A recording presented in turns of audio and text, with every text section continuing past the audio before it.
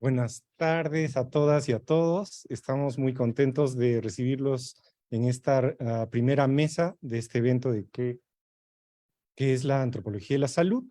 En la maestría en antropología estamos muy interesados en desarrollar esta subdisciplina de la antropología.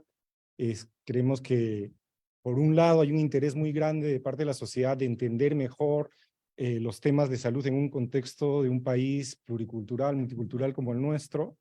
Y que además es muy relevante este tipo de conocimiento por los procesos mismos que hemos vivido hace unos años, ¿no es cierto? Y que estamos viviendo ahorita con epidemias como la del dengue, ¿no?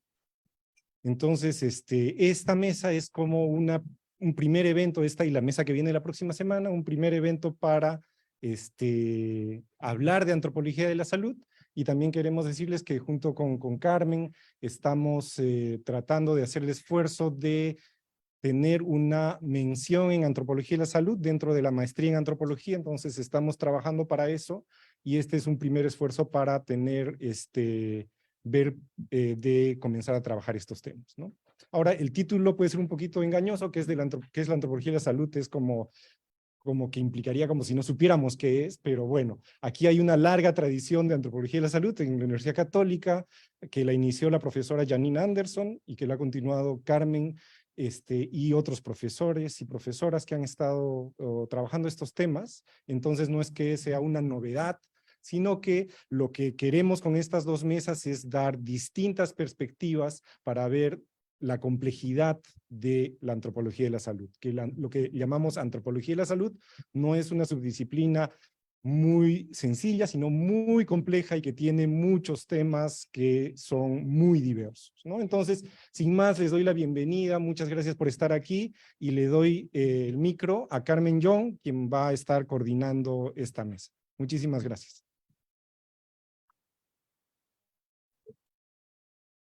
No. Muchas gracias a todas y todos por acompañarnos, tanto presencialmente como a través del Facebook.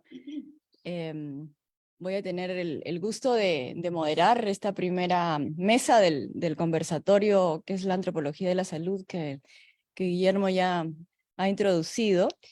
Y pues me acompañan en la mesa dos muy estimadas colegas, ambas licenciadas en antropología por esta casa de estudios, Lucía Guerra y María Amalia Pesantes.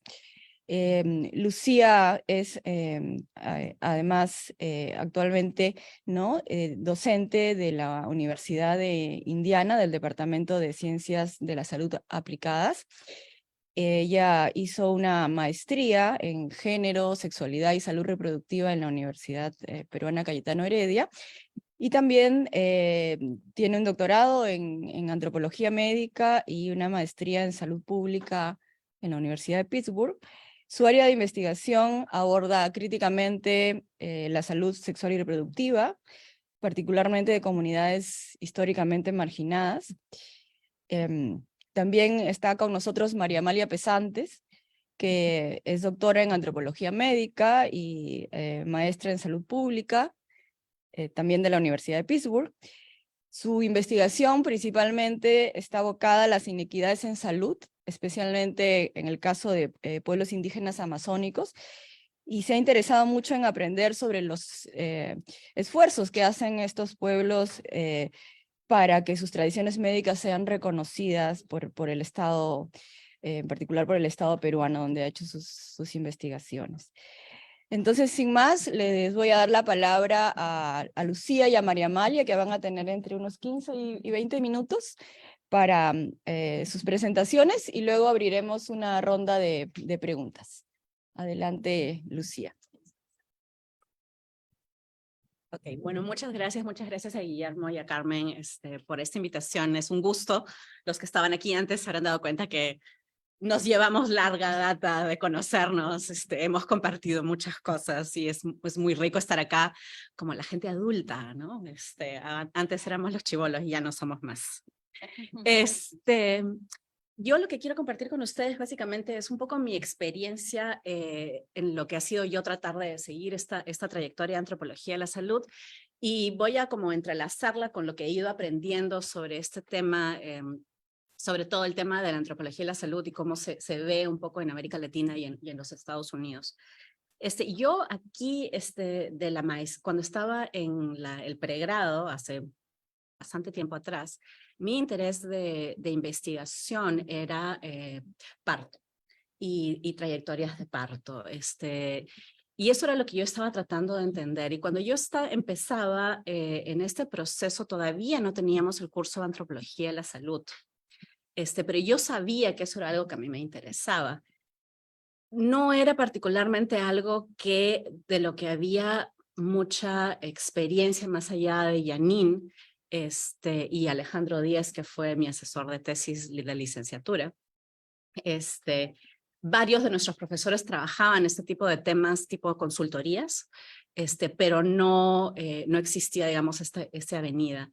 Lo que a mí me pasó fue que yo fui a porque tenía vinculación con Cayetano Heredia por mi madre, fui a un evento sobre salud. Y en este evento, una persona estaba hablando sobre Bolivia y las mujeres y el género y la salud y el género en Bolivia. E hizo un comentario así medio, como de pasada, ¿no? Porque tú sabes que las mujeres indígenas no van al servicio de salud para el parto. Y eso fue, de toda esa conferencia, que fueron varias ponencias, eso fue lo que a mí se me quedó. Y eso ha sido, en realidad, el gatillante para lo que fue mi carrera hasta el momento, de tratar de entender cuáles eran las razones, porque para mí, yo de 20 años, eso era un poco, siendo totalmente naiva, no entendía por qué ¿por qué no irían? ¿No? O sea, sí, es lógico, ¿cómo no van a ir? Sin tener yo ninguna experiencia al respecto. Entonces, eso fue lo que lanzó mi tesis de licenciatura. Y luego mi interés por seguir indagando en estos temas de lo que yo veía y sigo viendo como una desconexión entre las necesidades, los deseos y las preferencias de salud de comunidades marginadas y en el Perú comunidades indígenas y nativas, y la oferta de los servicios de salud, lo que existía y lo que tenían que ver. Y hay, digamos, en esta búsqueda, en esta tratar de entender esos porqués, ha sido que he hecho distintas investigaciones.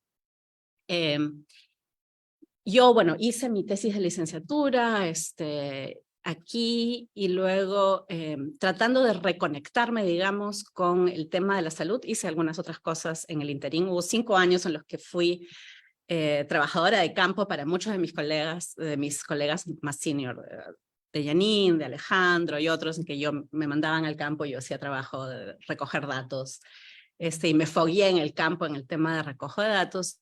Y luego, como dijo Carmen, me interesaba a mí reconectar con el tema de salud, y por eso me fui a hacer la maestría de salud, de género, sexualidad y salud reproductiva en la Cayetano Heredia. Yo no creo que todavía, que ya no está esa maestría en efecto, pero esto lo hice porque durante el tiempo que estuve, digamos, fogueándome como personal de campo, cuando salí de la licenciatura, una de las cosas que yo veía muy comúnmente y que también vi durante mi trabajo de campo de licenciatura era que el personal de salud y el sistema de salud habla otro idioma.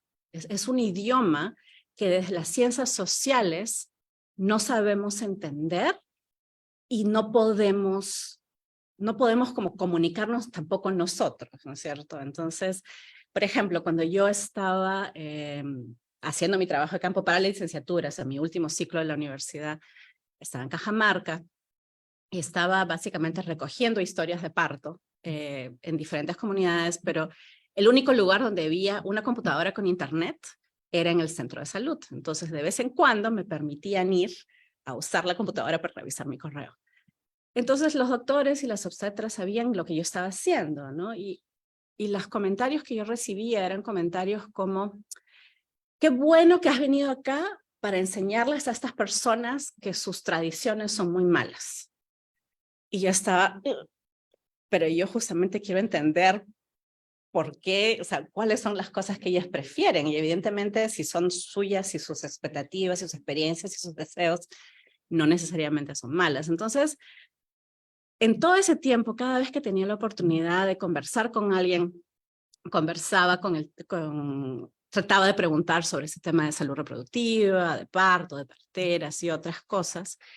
Y siempre había esta como sensación en mí de que yo no sabía hablar el lenguaje de la salud pública. Entonces, el hacer una maestría en Cayetano para mí era, bueno, ahora voy a meterme a este espacio para tratar de entender cuál es el lenguaje de la salud pública, con la intención de poder entender y comunicarme también a través de eso. En el interín, mientras estaba haciendo mi maestría en Cayetano Heredia, que fue básicamente un análisis sobre el Programa Nacional de Educación Sexual, que nunca salió a la luz, que se formó, que se hizo, que hicieron materiales, que hicieron manuales, que hicieron todo, pero luego simplemente no se implementó. Entonces yo hice para mi tesis de maestría un análisis de los manuales y de las representaciones de los y las adolescentes en los manuales y en los materiales, y también hice entrevistas para entender qué es lo que había pasado, ¿no? Empecé a pensar en cómo es que no solamente el lenguaje de la salud pública era distinto, digamos, al lenguaje que hablaban las personas que pensaban en temas de salud sexual y reproductiva en el mundo, sino también cómo las políticas tomaban este lenguaje de la salud pública para hacer políticas, para hacer reglas y leyes y programas que a veces no respondían a lo que las personas estaban necesitando o esperaban o deseaban. Entonces, mi ímpetu de salir a hacer este programa que Amalia y yo compartimos el programa en el que hicimos de salud, de antropología médica, y era un programa conjunto de antropología médica y una maestría en salud pública, era adentrarme un poco más en el tema de antropología médica y entender mejor de qué se trataba eso, y además entender y aprender a hablar un poco mejor el lenguaje de la salud pública. Entonces, mi acercamiento a la antropología de la salud se hizo a través de, lecturas que Janine me daba. Me decía, ay, esta persona que está aquí, esta persona que está acá. Estamos hablando de 1997. Para uno recoger en revistas, o sea, los PDFs de las cuestiones de salud, uno tenía que ir a la biblioteca de la Organización Panamericana de la Salud, donde existía Gaby Caro, que se sabía todo, y tú le decías, Gaby, estoy haciendo esto, y ella te encontraba las cosas a las que ellos tenían acceso. Pero nosotros no teníamos acceso. Entonces, no entendía de qué se trataba. Entendía que había algo allí, pero no entendía de qué se trataba este tema de la antropología de la salud.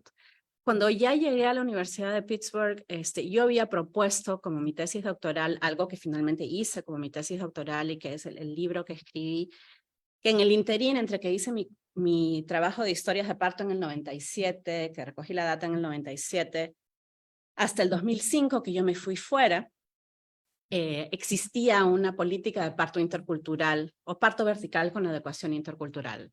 Entonces, mi propuesta para el doctorado fue hacer un análisis de implementación de esa política desde la antropología, pero tratando de ver todas las partes, tratando de hacer una etnografía, de ver la salud pública, el lado de la salud pública, el lado de la implementación, el lado de los médicos, los obstetras, los doctores, y el lado de las mujeres y sus parejas. Cuando llegué a los Estados Unidos me di cuenta que había tantísima literatura que yo no había leído, y que este tema de la antropología médica había existido desde más o menos los 60s. Y la antropología médica en los Estados Unidos, que es lo que nosotros consideramos como antropología de la salud, yo creo que las maneras en las que nosotros hablamos de los distintos objetos, digamos, un poco tienen que ver con las diferentes ramas de la antropología, de la historia de la antropología. Nosotros la rama francesa, tenemos la rama americana y luego la rama inglesa. Lo que para nosotros era Marsal 1 y Marsal 2, teoría antropológica 1 y 2, en el pregrado. Entonces, desde Latinoamérica, nosotros hablamos de antropología de la salud. Desde los Estados Unidos, desde el mundo de la antropología cultural, se habla de la antropología médica. Pero en realidad el objeto de ambos espacios es más o menos el mismo, ¿no? O sea, es tratar de entender las cosas en 3 niveles diferentes. Y yo creo que esto lo ponen muy bien. En 1987 escriben un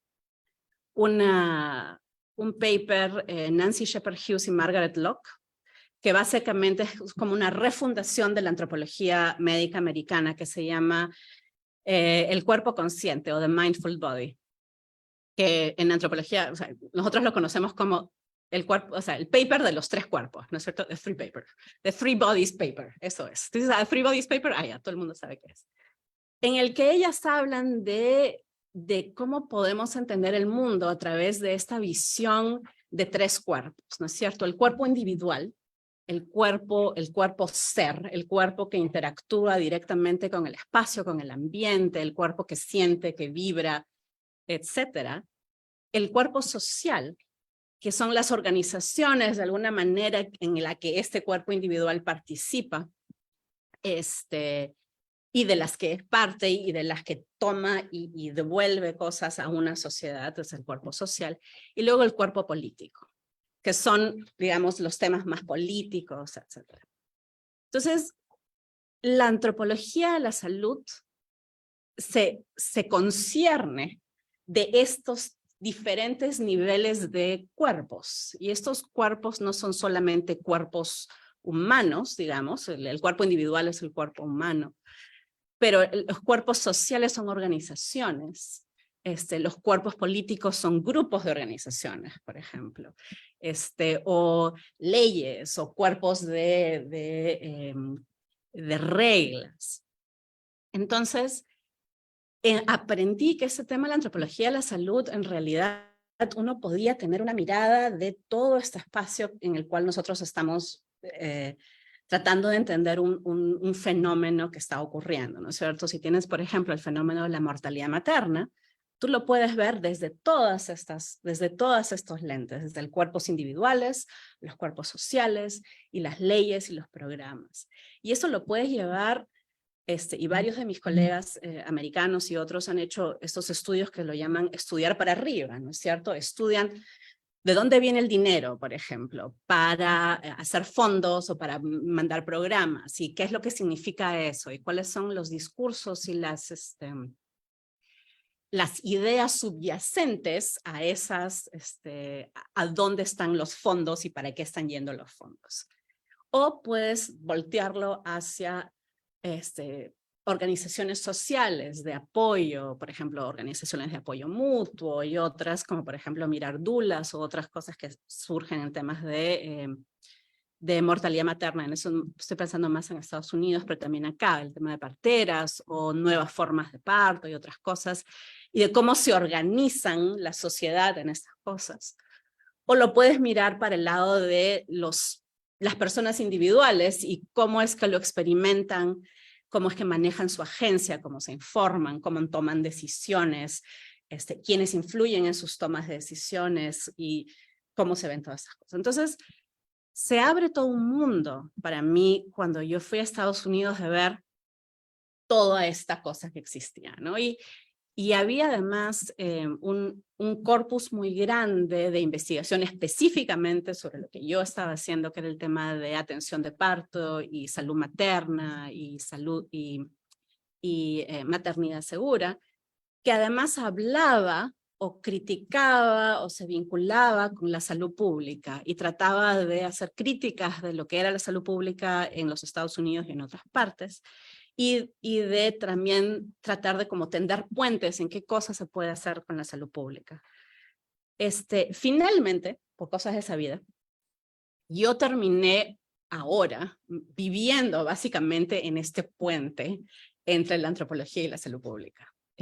Yo terminé mi doctorado y por mi pareja que nos fuimos a Indiana, a mí me contrataron en la Facultad de Salud Pública, en el Departamento de Ciencias Aplicadas a la Salud, que es básicamente un espacio donde tiran toda la gente, o bueno, era uno de los departamentos fundadores de mi universidad, pero está toda la gente que hace cuestiones aplicadas. Entonces tengo colegas que estudian comportamientos sexuales emergentes, como tengo colegas que estudian opiáceos, como tengo colegas que estudian otras cosas. Entonces, parte de mi reconfigurar qué significaba ser antropóloga médica, no desde la antropología, o no desde una posición de una facultad de antropología, sino de una facultad de salud pública, ha significado pensar qué es lo que yo puedo aportar desde un lente antropológico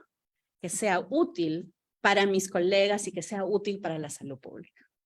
Que es una mirada distinta de la que tenía antes, que era, y la que teníamos muchos, que es criticamos los programas de salud pública, ¿cierto?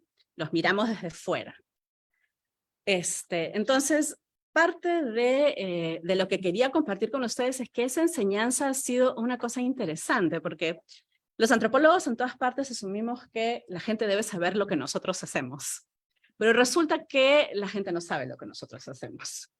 Resulta que a mí, por ejemplo, yo estoy casi segura que me contrataron porque se vieron, tiene un doctorado y además tiene una maestría en salud pública. Por lo tanto, es de los nuestros. Entonces, cuando yo llegué, me di cuenta muy claramente que no tenía la menor idea de lo que yo hacía, ni de lo que necesitaba hacer, ¿no es cierto? Y dentro de la antropología americana, en la salud, en antropología médica, hay todo un grupo de gente que hace investigación biológica, son bioculturales, hacen antropología médica biocultural, que está mucho más empatada con la biología de lo que está empatada con, digamos, las ciencias sociales. Entonces, lo primero que hicieron fue ponerme en contacto con esa gente. Yo decía, sí, muy chévere el trabajo que hace Virginia Bitsum, que hace trabajo en Bolivia sobre la cantidad de grasa y en la leche materna de las madres bolivianas. Y chévere, pero yo no soy de los antropólogos que van y le sacan sangre a la gente o le piden que te dé un talla y peso. O sea, hay un grupo de antropólogos que hacen eso, pero eso no soy yo. Entonces me miraban y como que, entonces ¿qué clase de antropóloga eres? Entonces me dio, digamos, pie a tratar de ponernos ponerme en esa situación de qué es lo que nosotros, y eso es un proceso. Estoy ya 10 años en este departamento, me dieron tenure, o sea, tengo la capacidad de quedarme ahí, estoy como profesora asociada, pero yo creo que sigo en este proceso de tratar de enseñar y al mismo tiempo yo misma ver cómo es que puedo poner un lente antropológico a las investigaciones y a las cosas que estamos haciendo en la facultad. Y parte de eso ha significado refinar metodológicamente lo que nosotros hacemos. Cuando yo estudié mi doctorado, asumíamos, o sea, no llevamos un curso de metodología, ¿no? Porque todo el mundo asume que vas a hacer una etnografía y que te vas a ir un año a hacer tu etnografía, o por lo menos 3 meses, o 3 meses aquí, 2 meses allá, pero que te vas a hacer una etnografía. Y cuando uno está siendo un antropólogo en un espacio de salud pública, así no es como se mueven las cosas, ¿no? Una etnografía de 6 meses, una etnografía de 3 meses siquiera, no es necesariamente una cosa que se puede hacer. Entonces, ¿cómo uno reconfigura estas metodologías para poder tener un nivel que nosotros como profesionales antropólogos nos sentamos contentos con la data que tenemos, con el nivel de entendimiento profundo de un fenómeno, que no sea lo que hacen mis colegas epidemiólogos, que me carga tremendamente, que dicen que hacen investigación cualitativa cuando incluyen una respuesta de pregunta abierta en su encuesta. Eso no califica de investigación cualitativa en mi libro. No podemos hacer eso, pero entonces, ¿cómo reconfiguramos estas metodologías para poder realmente hacer cosas significativas? Mi experiencia ha sido que la salud pública está, claro, yo vivo en el mundo de salud pública, pero existe un interés muy grande por los métodos antropológicos, sobre todo por los métodos cualitativos. Existe un interés muy grande por entender mejor cómo empatar con este lente que sea, que respete y sea compatible con un espacio pluricultural. Hay cada vez más un reconocimiento aquí en el Perú desde hace mucho tiempo y en los Estados Unidos muchísimo más creciente de que estamos en un espacio pluricultural. Y también un interés en aprender, digamos, de las metodologías que usamos desde la antropología. Y lo voy a dejar ahí porque sé que María Amalia va a hablar más sobre esto y luego podemos tener preguntas. Gracias. Bien, muchas gracias, Lucía, por compartirnos tus importantes reflexiones y ajustarte al tiempo. Entonces ahora le damos la palabra a María Amalia Pesantes. Adelante, María Amalia. Gracias. ¿Me escuchan? Sí, sí. Ya. Ok.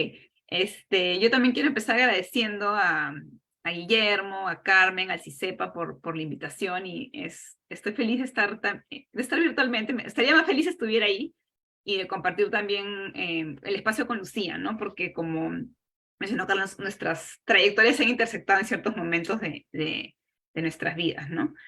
Y yo quería comenzar diciendo que a la hora que empecé a pensar sobre mi trayectoria, me suena como que, cuando digo trayectoria suena como que ¿no? Inmensa, pero pienso que definitivamente las cosas que he hecho han estado muy influenciadas por las personas con las que he tenido la oportunidad de trabajar, que han sido mis profesores, con instituciones, y creo que eso ha ido moldeando las experiencias que he tenido en cómo hacer antropología y combinarlo con temas de salud, ¿no? Entonces, cuando yo estaba en el pregrado, comenzando igual que Lucía, sí había un curso de antropología de la salud que lo llevé con Janine, y creo que Janine ha sido alguien que me marcó mucho, ¿no? Porque no solamente por el tema de salud, sino porque hablaba mucho del tema de pobreza. Entonces, a mí una cosa que siempre me ha gustado de la antropología es la parte aplicada, ¿no? En tratar de pensar cómo las metodologías, los enfoques, los conceptos de la antropología pueden ser útiles o son relevantes para, no solamente para pensar en los temas de salud y las problemáticas sociales, sino para proponer, para ayudar a pensar en cosas que se puedan hacer para mejorar la calidad de vida de las personas desde la mirada de las comunidades con las que trabajamos, ¿no? Entonces creo que eso es algo que eso fue como que el inicio de cómo me interesé en temas de salud, ¿no? Porque era un espacio o un ángulo de la antropología que me parecía que tenía una conexión bien clara con hacer cosas aplicadas, ¿no? Con hacer proyectos aplicados, ¿no?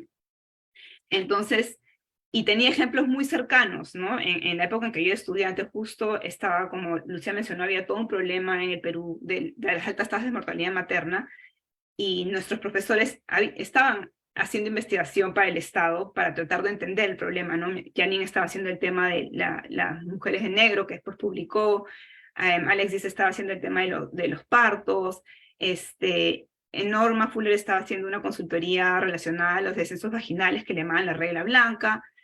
Entonces creo y mis profesores traían, ¿no? Traían a su clase estos ejemplos de la información que recogían, pero de cómo la antropología y la mirada antropológica y nuestras metodologías de entrevistar, pasar tiempo con la gente, entender el contexto, podía colaborar a este problema, ¿no? Del país, que era la mortalidad materna en zonas rurales, ¿no? Entonces creo que eso marcó mucho lo que yo aspiraba a hacer como antropóloga cuando termine la carrera, ¿no? Y también en esa época, justo cuando yo estaba cuando terminé la carrera, era la época que se hizo la Comisión de la Verdad y la Reconciliación. Yo no trabajé ahí, pero muchas personas que habían estudiado conmigo trabajaron en la comisión, ¿no? Entonces creo que éramos una generación en la cual, lo que yo recuerdo es que el tema de poner nuestros conocimientos o nuestra formación al servicio de temas que pasaban en el Perú era algo que nos marcaba mucho, ¿no? Luego terminé la carrera y justo a través de la universidad hubo una oportunidad de viajar a Andahuaylas, a viajar a un proyecto de desarrollo, ¿no? Entonces, ahí es donde yo empecé a trabajar más con ONGs y varias de las investigaciones que he hecho han sido en el marco de proyectos de ONGs, ¿no? Y el proyecto en el que fui a trabajar era un proyecto de agua y saneamiento, y una de las cosas el que era mi jefe era un belga, que era ingeniero sanitario, Nicolás, que era que era una persona muy comprometida con el trabajo que se hacía, y él quería, además de hacer la parte de infraestructura, él quería asegurarse que la infraestructura que se construya sea algo que sea apropiado para las personas, que las personas lo usen. Básicamente eran sistemas de agua que captaban el agua de las montañas y la traían hacia la comunidad a través de piletas públicas y construcción de letrinas, ¿no? Y todo esto acompañado por talleres de educación en salud, que eran en quechua, ¿no? Entonces, entonces ahí es como que yo empecé a decir, como que me di cuenta de qué interesante y qué importante podía ser tratar de entender cómo las personas en las comunidades andinas en las que trabajábamos entendían que era la limpieza, la suciedad, la limpieza. Estamos hablando de lo mismo cuando decimos,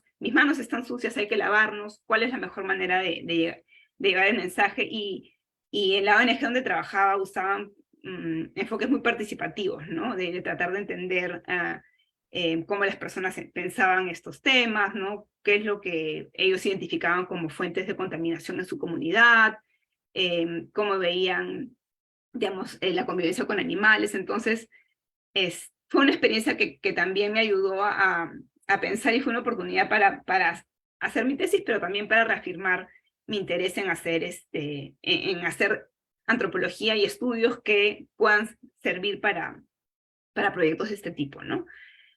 Y en ese proceso que estuve allá un año y medio, también me pasó algo parecido a lo que contaba Lucía, ¿no? Que en las comunidades donde me quedaba, solía hablar mucho con el personal de salud que eran serumistas, ¿no? Chicos y chicas que acaban de terminar sus estudios de doctor o de enfermera, etcétera, y que muchos eran de Lima y que estaban allá por un año, ¿no? Y ellos renegaban, no les parecía, ay, no, tengo que estar aquí. O sea, era como que marcaban cuántos días les faltaba para regresar a Lima. Y para mí era como, pero yo estaría feliz que me contraten para estar un año viviendo acá con un sueldo, ¿no? Entonces ahí creo que empezó mi interés en también pensar cómo el personal de salud ve el trabajar en zonas rurales, ¿no? Y cómo ellos se sentían muy diferentes a la población. Y también tuve la oportunidad de ser testigo de momentos de discriminación a las personas que iban a las postas de salud y a los hospitales, y al hospital de Andahuaylas, ¿no? Y eso, creo que eso fue algo también que me hizo pensar en el tema de cómo los servicios del Estado no están pensados, lo que decía Lucía, ¿no? Tomando como punto de partida lo que los usuarios o usuarias quieren, necesitan, sienten, sino más bien en lo que el Estado y los doctores piensan que ellos tienen que recibir y tener, ¿no? Y no había un diálogo, o sea, no había espacio para realmente conversar, ¿no? Entonces y también después participé en una investigación sobre dengue, ¿no? Que era para hacer una campaña comunicacional del Ministerio de Salud para prevenir el dengue en la zona de Piura y Tumbes, ¿no? Y justo ahora que Guillermo justo decía mencionaba el tema del dengue, imagínense, yo hice esto en el 2000, o sea, hace 23 años, y de nuevo, ¿no? Y seguimos con esos retos, ¿no? Obviamente son diferentes, pero es la idea de cómo hacer, cómo hacer para diseñar campañas, dar información de una manera que sea apropiada para las personas, para el contexto, y tomando en cuenta también la vida, la vivienda de las personas, ¿no? Si tiene agua o no tiene agua, tienen que almacenarla, poner flores en los cementerios, ¿no? Como algo y que te digan que no puedes ponerlas porque son fuente para que los mosquitos pongan los huevos. Y entonces era o sea, también fue otra oportunidad que me hizo pensar en qué importante es entender los contextos, a las personas, la cultura, para poder hacer campañas de comunicación que realmente sean relevantes, apropiadas, y no ofensivas y no impositivas, ¿no? Entonces, cuando llegó el momento en que quise hacer una maestría, yo opté por hacer una maestría, no, digamos, en un campo no académico, ¿no? En desarrollo internacional y desarrollo comunitario, ¿no? Entonces me vine a Estados Unidos, y ahí me pasó algo parecido a lo de Lucía, en el sentido que yo había escuchado la antropología médica, pero yo hablaba también de antropología de la salud, ¿no? Pero cuando estuve en uno de mis cursos, no sé cuál, leí por primera vez a Paul Farmer, ¿no? Y descubrí esto que se llama la antropología médica crítica, que tenía estos conceptos de violencia estructural, de inequidades en salud, del sufrimiento, ¿no? Y de entender que las enfermedades son expresiones de inequidades, o sea, que el hecho que hayan personas que se sigan muriendo de tuberculosis, de VIH, cuando existen los tratamientos, cuando existen los métodos para diagnosticar, es algo que no debería pasar, ¿no? Y que si pasa no nos afecta a todos por igual, sino hay ciertos grupos poblacionales que sufren, que padecen más de tuberculosis, se enferman más de tuberculosis, se mueren de tuberculosis más que otras personas. Entonces, a mí lo que me gustó mucho es que la antropología médica me dio como otro vocabulario, otros conceptos para hablar de este tema de la intersección entre pobreza, exclusión y problemas de salud, ¿no? Entonces me parecía, entonces eso también es algo que podemos pensar en que la antropología médica también nos da herramientas conceptuales para explicar fenómenos sociales, ¿no? Para hablar digamos, de la salud no solamente como algo, lo que decía Lucía, no como algo que está mal biológicamente en tu cuerpo, sino que el hecho que esas personas les dé tuberculosis y que sus hijos tengan más posibilidades de enfermarse y que las casas no tengan ventilación, no es porque sí, ¿no? Es porque hay estructuras sociales que facilitan que hayan grupos poblacionales que estén más expuestos y que tengan más posibilidades de curarse, de diagnosticarse, etcétera, ¿no? Entonces, esto me parece algo que aprendí, ¿no? En el camino, ¿no? Y además que que la antropología entonces no es solamente estudiar las cosas que nos parecen interesantes, como a la manera diferente en que las personas entienden un concepto, que fue lo que hice para mi tesis de licenciatura, ¿no? La manera diferente en que entienden la sociedad, la limpieza, el riesgo, pero también que estas maneras diferentes no son tomadas en cuenta cuando se diseñan proyectos, y que estas maneras diferentes a veces no tienen que ver directamente con aspectos culturales, sino con aspectos sociales y económicos, ¿no? Y de exclusión. Entonces, en el interín trabajé también en AIDESEP, donde conocí a una lideresa indígena, Teresita, que también con ella tuve la oportunidad de viajar a la selva, y creo que también eso me expuso a conocer más del Perú, y también interesarme más en ver cómo las organizaciones indígenas tenían sus propias propuestas para mejorar la salud de los pueblos indígenas, ¿no? Ahí escuché primera vez hablar del programa de salud indígena, y de lo que después fue mi tema de doctorado, que fue este programa de formación de enfermeros técnicos interculturales de AIDESEP, que la idea era, bueno, ya, si las personas que son formadas en Lima, en Huancayo, en cualquier ciudad del Perú, no son felices y no quieren ir o quedarse tanto trabajando en estas postas rurales del Perú, ¿por qué no formamos a las propias personas indígenas para que ellos sean los que dan servicios, ¿no? Y además que sean personas que tengan la capacidad y que tengan una formación que les permita, digamos, usar medicina indígena, usar enfoques indígenas para el tratamiento, para el diagnóstico, de una manera que no ponga a la medicina occidental como superior a la medicina indígena, ¿no? Entonces, ahí es donde empecé a meterme más en el tema de interculturalidad en salud, ¿no? Más, creo que más que como política, en ese momento, más como algo que yo veía en ese momento como una posibilidad de mejorar, ¿no? De una opción para que los servicios de salud sean realmente más apropiados, más responsivos, ¿no? Que respondan mejor a las necesidades y a los deseos de la población indígena, ¿no? Entonces creo que también otra cosa que es importante en el tema de antropología de la salud es que como antropólogos, algo muy importante es esta capacidad de escuchar, ¿no? Esta voluntad, de repente mejor, ¿no? Una voluntad de escuchar, de no poner el conocimiento occidental o académico como algo mejor que el conocimiento local, ¿no? Y la importancia de encontrar espacios y encontrar maneras de posicionar estos conocimientos, si se puede, ¿no? Como una conversación de igual a igual con otras perspectivas, ¿no? Y lo difícil, obviamente, que es como antropólogo, de repente entrar con propuestas para personas que tienen, como decía Lucía, una mirada diferente, o una manera diferente de entender lo que es la salud pública, o cómo debería de ser, ¿no?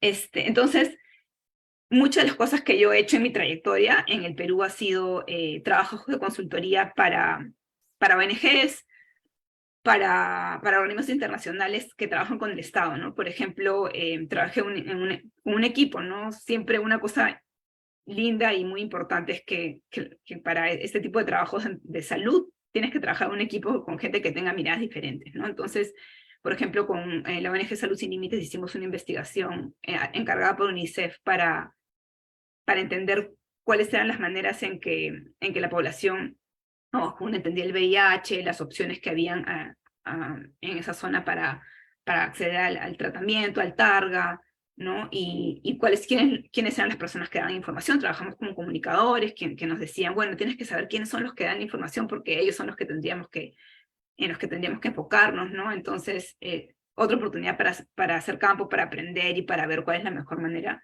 de comunicar los resultados que teníamos, ¿no? También otra investigación sobre el tema de tuberculosis y el reto que es, ¿no? Diagnosticar y tratar la tuberculosis en zonas alejadas de la Amazonía. Pero también creo que es importante reconocer, otra cosa que he aprendido es que es también aprender a admirar, ¿no? Los esfuerzos que hace el personal de salud para lograr estos cambios, ¿no? Porque si bien habrán algunos, como en todas las profesiones, que maltratan o que no son, no son comprensivos con la población, también hay unos que sus historias de vida son de sacarse el sombrero, ¿no? Ahorita estoy, por ejemplo, en una investigación financiada por el CONCITEC sobre la salud materna en la zona de Selva Central, y qué pasó durante el COVID, ¿no? Y yo no he hecho el campo, lo han hecho otras colegas, pero estamos analizando la data y no, y hay obstetras que cuentan, ¿no? Que ellas iban a atender a las casas, a pesar de que supuestamente estaban en restricciones en cuarentena, ¿no? Para ayudar a las señoras, para los partos, referencias. Entonces creo que también me ayudó a entender que también esa mirada también es importante, o sea, entender a la población, pero también entender al personal que da que da la atención y las limitaciones que el sistema a veces les pone con este tema de ponerles cuotas para medir su productividad, ¿no? Entonces, todo esto acá me ayudó mucho a poder pensar mejor cómo como antropóloga podía aportar en estos enfoques y en estos procesos, ¿no?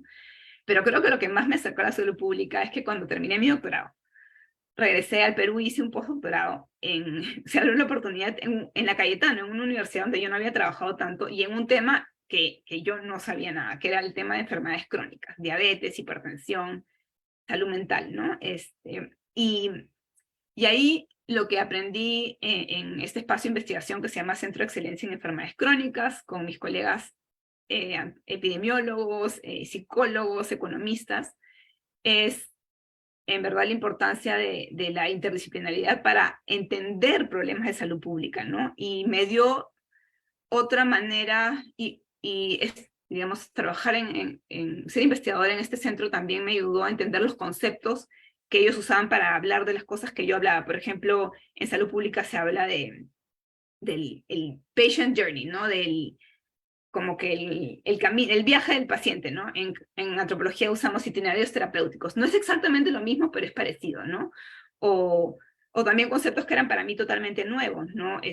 La transición epidemiológica. ¿Y qué cosa es la transición epidemiológica? Bueno, que antes teníamos más infecciones, más enfermedades infecciosas y ahora más enfermedades crónicas, y eso hace que el sistema de salud peruano no esté preparado para toda esta población que ahora sufre de eso. Entonces, para mí, creo que también otra cosa que tenemos que tener los que hacemos antropología en temas de salud es esta flexibilidad para poder trabajar, entender, mirar, conversar con otras disciplinas, porque así se pueden construir investigaciones mejores, más sólidas, y por supuesto hacer mejores aportes, ¿no? Entonces, ahí también no es que descubrí, pero por ejemplo, yo no hablaba mucho de que yo no hubiera definido en ese momento que lo que yo hacía era salud global, ¿no? Y de pronto, bueno, existe ese término que es salud global, que es lo que los países del norte entienden lo que hacemos, la salud pública en los países del sur, ¿no? Entonces, también entender las categorías, pero también los debates académicos que hay sobre la pertinencia de los enfoques que surgen de los países del norte y sus preocupaciones de salud pública y cómo estos no calzan perfectamente con las necesidades que tenemos países como el Perú y otros países de ingresos medios y bajos, ¿no? Entonces, y estos son conceptos que no son antropológicos, pero la idea de entender que los conceptos tienen una historia, ¿no? Que han sido producto de un contexto intelectual particular y cómo después vienen a los países del sur para entender nuestros problemas y cómo no encajan, creo que es algo muy antropológico, ¿no? Y eso también es algo que ha sido un súper aprendizaje para mí, ¿no?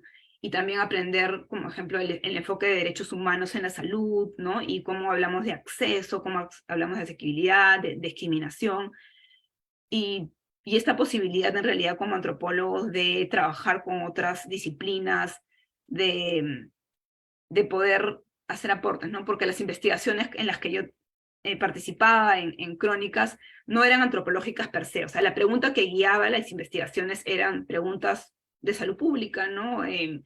Por ejemplo, si es que es posible reducir el promedio de hipertensión arterial en una población rural a través de la reducción de sodio. Y yo jamás me hubiera imaginado que iba a participar en un estudio así, ¿no? Pero lo importante que era entender las tradiciones culinarias, lo que la gente asocia con hipertensión, qué es lo que se entiende por se me sube la presión, ¿no? Y las explicaciones locales y cómo integrar eso en la manera en que los mensajes de salud pública llegan a la población, ¿no? Entonces, creo que algo importante de mi formación como antropóloga y en general de los que trabajamos en temas de salud, es digamos, esa posibilidad de movernos en diferentes disciplinas y ver cómo podemos aportar con cosas más antropológicas, como la importancia de escuchar la perspectiva de las personas y de las comunidades, la importancia de en verdad entender el contexto, de pasar el mayor tiempo posible en el lugar donde estás, de no mirar las cosas solamente desde una mirada, o sea, no solamente desde el paciente, sino también en los doctores, y luego después entender también el sistema, ¿no? La importancia también de ver que hay valor en los conocimientos locales y que no solo es valorable lo que, digamos, lo que se publica o lo académico, sino que también hay valor ahí, ¿no? Y en esta, digamos, en esta trayectoria he hecho investigación en otros temas que también me han llevado, digamos, lejos de la antropología de la salud, pero sí, pero que me han permitido pensar mejor, y creo que es algo que veo que hacen unos colegas en la Católica, no empezar a pensar cómo trabajar de manera colaborativa con los pueblos indígenas, cómo, cómo pasar de este momento en el cual antes éramos como, o sea, veíamos a los pueblos indígenas como informantes y ahora colaboradores con quien podemos crear investigación, hacer propuestas juntos. Me parece que es algo que también es muy antropológico y muy relevante para el tema de salud, ¿no? De antropología de la salud, porque al final las soluciones deben de ser pensadas junto con las personas que las están, digamos, que las padecen y que están más cerca de ahí, ¿no? Entonces lo voy a dejar ahí para abrir el tema a discusión y nada, gracias. Muy bien, muchas gracias, María Amalia. Gracias a ambas por hacer ese esfuerzo de articular discusiones centrales, ¿no? Tanto en lo teórico, en lo metodológico, en lo aplicado, en lo político, en lo público de la antropología de la salud o de la antropología médica, con experiencias muy concretas a partir de sus trayectorias, que es un poco la idea de estos conversatorios. Y bueno, me provoca decir un montón de cosas, pero como me toca presentar la siguiente semana, me voy a aguantar un poquito, y más bien le voy a dejar la palabra a la nutrida mesa que tenemos aquí. Tal vez también en el Facebook han dejado un par de preguntas, entonces no sé quién desea, por favor, sí, aquí hay una mano levantada. Sí, a ver. A ver.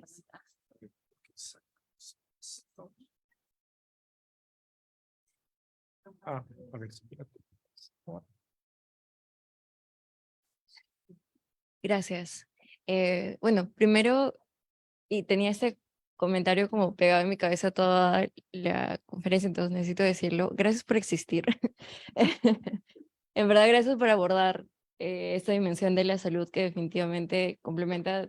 eh, Soy médico y recién egresada, bueno, hace 2 años y medio más o menos que salí de la escuela de medicina, y soy consciente de que tengo una preparación clínica en abordaje de la salud individual. Entonces, definitivamente ha sido un camino de exploración. Ya voy más o menos 8 años como con mucha curiosidad en salud pública, y creo que desde que conocí un poquito del concepto de antropología de la salud fue fascinante. Como ustedes lo expresaron, un poco el cómo posicionar los conocimientos más allá de nuestra visión como personal de salud, para poder ir más allá en la implementación de políticas, más allá en el abordaje, en la atención general de salud, fue maravilloso. Y quisiera, o sea, muchas veces, y lo mencionaron incluso, hay personal de salud con muy poca experiencia que se ve enfrentado a puestos de liderazgo en salud. Y realmente, como lo dije, tenemos preparación en atención de salud individual. Entonces, a veces hay presupuesto, hay recursos y no sabemos a quién llamar. Entonces, quisiera pedirles, quizás hasta como favor, si es que me podrían dar como un par de ejemplos quizás muy concretos en el contexto más actual de cómo le podría presentar a algún otro profesional de salud, o quizás cualquier otra disciplina que nunca ha escuchado de antropología de la salud. Y quisiera presentarles como un ejemplo de cuál podría ser el aporte de incluir a un antropólogo de la salud en un equipo de salud pública o en general de implementación de políticas públicas, podría ser en un contexto muy específico o a gran escala. Y perdón si es mucho pedir, pero gracias. No sé si alguien más quiere preguntar. Sí, por acá Roberto. Acá hay otra.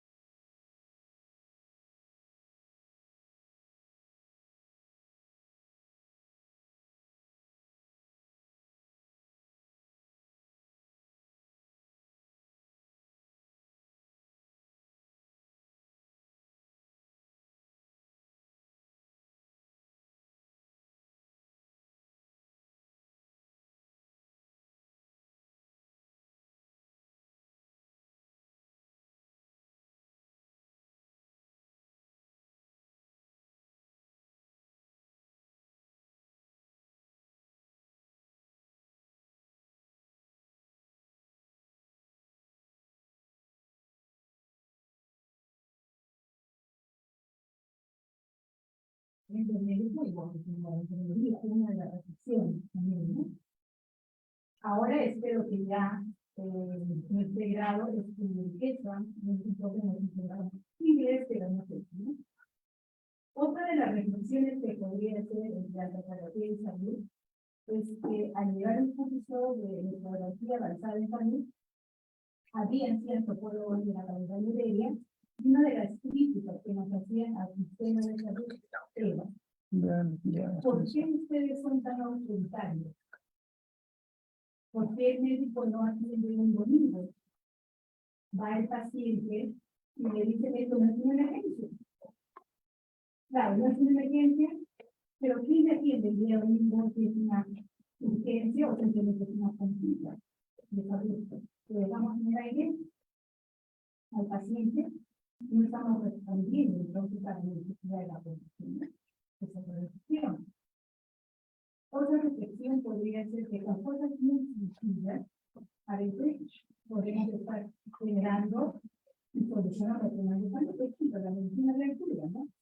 La mayoría de gente que viaja a un sitio de altura le va a dar un problema de que le choca la altura y por eso no viaja, o de repente se limita a viajar. Pero ¿cuántos médicos de altura tenemos formados? ¿De cuántos agentes o el chofer o el ayudante del chofer que hace todos los días a la altura, son capacitados para simplemente administrando el oxígeno a la persona, ofreciendo una bebida caliente para la altura, que tengan solucionar ese tema de problemas con la altura. Es tan sencilla, pero no nos hemos puesto a pensar en este tipo de decisiones que podrían hacerse con el tema del Ministerio de Transporte, con las autoridades de gobierno local, regional, yo con el nivel de competencia, por ejemplo, ¿no? Entonces son preguntas y reflexiones que también como una oportunidad de vivir un antropólogo, ¿no? Mi hermano era antropólogo especial, porque me dio una conferencia de enfermería y escuchó el reporte de enfermería que decía: en el reporte de enfermería solamente tiene que estar el paciente y la enfermera. Cuando entra familiar, le dice: señor, se tiene que retirar porque se reporte solamente de enfermeras y el paciente. Entonces mi funcionario me decía: pero es la historia del paciente. ¿Y cómo es que le puede negar de que su familiar puede escuchar a los pacientes de día? ¿No? Y para ese entonces, desde como el año 98, cuando hago este curso, también nuevamente los antropólogos mencionaban y decían, porque venía alguien y decía: quiero ver la historia de mi paciente o de un paciente, no quiero ver el punto de vista de un médico legal. Solamente sobre el médico, todo el personal de salud y usted no. Pero fueron pasando el tiempo y luego el paciente podía acceder y ahora como quiere vivir informalmente lo puede ver, ¿no? Entonces son unas pequeñas reflexiones del tema de salud y la metodología y la salud física que nos puedan servir como una reflexión para ir más adelante, ¿no? Proyectando de otra manera lo que es la salud, ¿no? También aquí hay unas preguntas de Facebook, de repente no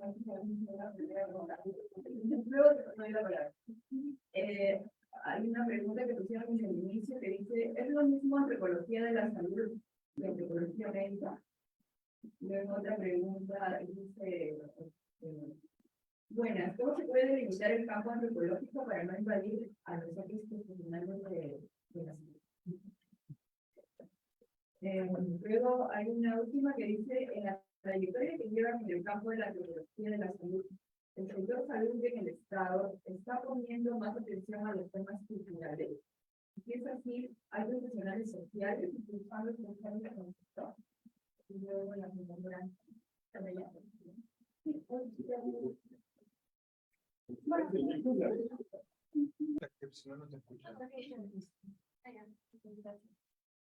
Bueno, buenas noches. Gracias por el espacio a ustedes. Yo quería como que tenía una pregunta para ambas ponentes porque me parece muy interesante lo que mencionaron sobre su experiencia trabajando en un grupo interdisciplinario, ¿no? También con otros profesionales de la salud. Y creo que la antropología es una disciplina que tiene que en sí ser disciplinaria, interdisciplinaria y siempre comunicarse con otros profesionales, ¿no? Porque muchos de los temas que vemos están bueno, tienen que ver con economía, con un montón de cosas, ¿no? Entonces, quisiera saber cómo ha sido su experiencia, ¿no? Ustedes como antropólogas, trabajando, ¿no? Con epidemiólogos, con médicos, con economistas, y qué han aprendido ustedes de eso, ¿no?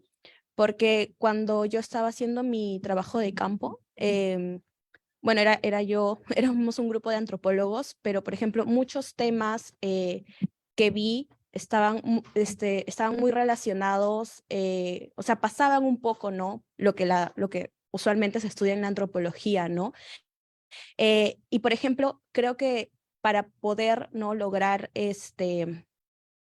lograr, ¿no? Que lo que hacemos, ¿no? Como en antropología de la salud, lo que se hace termine, ¿no? En una política pública o se aplica, hay que tener mucha comunicación, ¿no? Con los profesionales de la salud y también con las personas que son influyentes en la salud de las personas, ¿no? O sea, farmacéuticos, a veces, depende del lugar, chamanes, ¿no? Entonces, eso, ¿no? Sería mi pregunta. Muchas gracias. Bien, muchas gracias. Entonces, si les parece, hacemos una primera ronda. No sé si decías Sí, tú. no sé cuántas de estas escuchó bien María Amalia, porque hubo un momento de Que se fue el audio, ¿no? Entonces, Sí, María María Amalia. ¿qué escuchaste? ¿Qué no escuchaste? La segunda intervención, que lamentablemente fue bien larga, esa fue la que escuché con más eco. Después la primera, la última excelente, y la tercera me parece que también. Ya no entendí cuál es la primera y la segunda y la tercera. La primera es el ejemplo que nos están, un ejemplo concreto en el cual ella pudiera explicar, Ya, ok. ¿no? Después, Entonces, la segunda que era una persona ahí, y después, ya, entonces voy, Empieza con esa, ¿qué te ya. parece? Ok, entonces, a ver, Que básicamente es cómo convences a un médico de que necesita un antropólogo de la salud. yo creo que ahí tengo como una posición más, pues tengo dos respuestas. Una parte es como más, no sé cómo mencionarlo, como más teórica, y otra es más como aplicada, ¿no? Una es que creo que algo muy importante es que muchas veces se utilizan las costumbres culturales diferentes como una justificación para decir por qué las personas no hacen caso a las recomendaciones del médico, ya sea a que vengan a dar parto en el establecimiento de salud, a que se hagan la prueba de tuberculosis, a que viajen a una ciudad a recibir el tratamiento de VIH, a que sea que la señora tome sulfato ferroso durante el embarazo. Es muy común que el personal de salud o las personas con formación en salud pública a veces como que utilicen que son, porque tienen esa cultura en que prefieren dar a luz en su casa, porque piensan que el sulfato ferroso, utilizar la cultura como la excusa para la cual se explica la no adherencia a un tratamiento o una intervención de salud pública, ¿no? Y yo creo que la antropología puede ayudar a entender que no, que sí hay elementos culturales, pero también hay elementos más grandes que tenemos que entender, ¿no? O sea, la manera en cómo las personas nos relacionamos con los servicios de salud también tiene que ver con cómo el Estado se ha relacionado con una población en particular. O sea, si tú te has sentido que el Estado te ha tenido abandonado, te ha excluido, ¿no? O es un espacio de discriminación, la posta de salud es un espacio de discriminación, entonces, obviamente, es por eso que no vas a dudar para ir, ¿no? Y también porque sientes que cuando los usuarios de zonas rurales, de poblaciones marginadas, tratan de explicar cómo ellos están entendiendo por qué tienen diabetes, o por qué tienen hipertensión, porque tienen muchas preocupaciones, también reciben como que a veces actitudes de burla o de minimizar sus percepciones. Entonces yo creo que una parte es que como que tomar en cuenta que no solamente son explicaciones culturales, sino que tenemos que entender el contexto social para entender mucho de estos comportamientos. Y un ejemplo concreto que se me ocurre, ¿no? Es, por ejemplo, participé en una investigación que estamos cerrando sobre el tema de la anemia y las políticas de anemia en la zona de Amazonas, ¿no? En la cual, obviamente, el personal de salud tiene el mandato de que se les dé sulfato ferroso a las mamás que están embarazadas, porque se sabe de una perspectiva clínica, biológica, fisiológica, que cuando consume hierro durante el embarazo, obviamente se lo vas a pasar al bebé, y las posibilidades que el bebé nazcan con anemia se minimizan, y la anemia no es obviamente algo positivo. Pero la población tiene una manera de hacerle frente a este tema, por un lado, ¿no? Tiene algunas maneras con ciertos productos que nunca serán los que te recomendará el personal de salud, porque no conoce el tipo de alimentos que consumen en esa zona, ¿no? Y por otro lado, una cosa que encontramos ahí fue que cuando investigamos sobre por qué las personas de repente, o sea, qué entendían por anemia y por qué de repente no tomaban el sulfato ferroso, fue interesante porque la población de esta zona, de la comunidad de Saguajuna, en realidad veían el problema no como algo de salud, sino decían, bueno, lo que pasa es que la población ha incrementado, ahora hay más llegada de personas mestizas, necesitamos más dinero porque con más población nuestros recursos naturales ya no son suficientes. Entonces había una mirada de la población que en realidad iba más allá del tema de salud para una problemática que está afectando a muchas comunidades indígenas, que es, o sea, que no se regulan las actividades ilegales, cómo eso impacta en su salud, cómo impacta en la necesidad de tener efectivo, ¿no? Entonces, ahí para mí el ejemplo es que la antropología puede ayudar, puede aportar a recoger la mirada de la población del problema de salud, y entender que el problema de salud tiene que mirarse en diferentes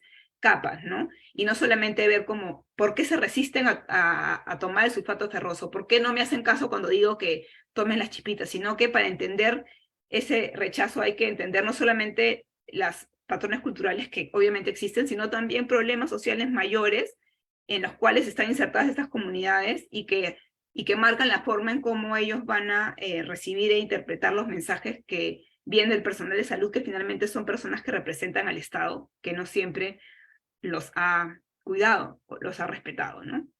Ese es mi ejemplo. Te paso la posta, Lucía. Sí, básicamente, y yo creo que no voy a añadir muchísimo más a lo que dijo Amalia, pero básicamente una mirada antropológica te permite entender cosas complejas. Los comportamientos en salud son complejos. No se trata solamente de una cuestión de causa y efecto. Las decisiones que tomas ocurren en situaciones particulares, sociales, familiares, organizacionales, de apoyo social, un espacio de políticas específicos. Y si uno realmente, y lo otro es que cambiar comportamientos en salud es muy difícil. Y no se puede mandar cambiar comportamientos de salud. La salud pública lo sabe, ¿no es cierto? Esas cosas de simplemente decir, yo te mando que hagas esto, funciona solamente si tienes unos procesos de coerción muy fuertes, de larga aliento. Y lamentablemente, en muchos de los programas de salud pública, eso es lo que se ha utilizado. Es lo que yo encontré cuando vi el tema de parto intercultural en Cajamarca y Cusco. Pero eso no es sostenible, eso no va a funcionar, eso daña la fábrica social, daña la relación de las personas con el sistema de salud pública. Y finalmente el sistema de salud pública en todas partes es un espacio de querer el mejor, pero lamentablemente muchas veces eso es imponer lo que nosotros creemos lo que es mejor. Entonces, eso no va a funcionar para cambiar los comportamientos en salud, y por lo tanto no va a funcionar para el el goal final de la salud pública, que es mejorar la salud de las personas. Eso simplemente, entonces, para poder entender la complejidad, necesitas a alguien que puede